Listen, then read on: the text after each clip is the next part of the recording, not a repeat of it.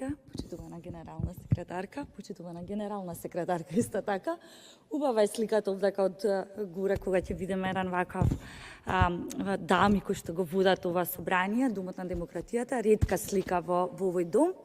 Меѓутоа, почитувани деца пратеници, почитувани екселенции, наши гости, чинам дека имам таа должност, најверојатно како представник на клубот на млади пратеници, да споделам одредени информации кои што се значајни и тоа не само за вас, туку и за колегите пратеници кои што денеска се обидува исто така да сподела со вас информација во однос на одредени законски решенија, но најверојатно како што и оваа сала изгледа во даден момент дека има прилично голема динамика на присутност и отсутност, така и изгледаат и младинските политики. Ќе успеат само најстрајните.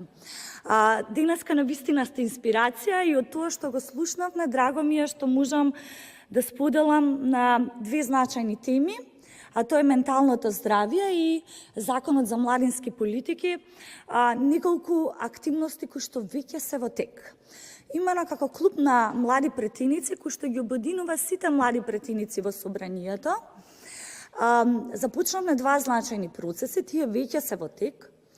Имено, веќе имаме нацрт драв стратегија за ментално здравје, каде што многу представници на младинските организации дадоа свој придонес и размислувања.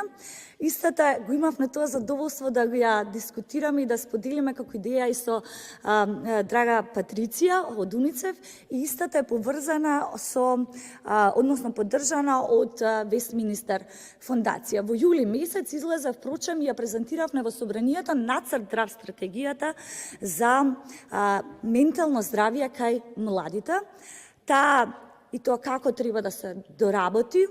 И овие предлози кои што денес ги изнесовте на претходната панел дискусија, апсолутно ќе ги земеме во предвид, заради тоа што тука сме присутни со Бојан и со Јован, како млади пратеници, верувајте дека имаме должност да ги пренесеме на работната група. Втората тема која што е кај вас како трета на дневниот ред е многу значајна.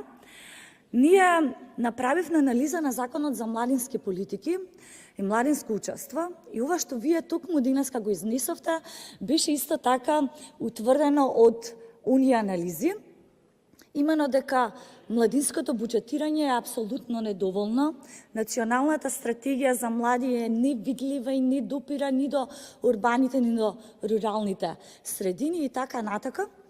И затоа имаме експерт, имено колегата Прешова, кој што работи веќе на предлог текстот на ова законско решение, и многу набрзо од сега се зимаме ние за обврска, повторно да ве поканиме и на таква презентација на новиот предлог на Законот за младински политики и прашања, да земете вие учество и еве да видиме дали дел од ова што вие денеска го изнесовте ќе биде опфатено и во рамките на новиот текст. Ви благодарам многу, ви го честитам Светскиот ден на детето и ви посакувам пред се многу безгрижни денови и многу побава и сегашност и иднина во нашата убава Македонија. Ви благодарам.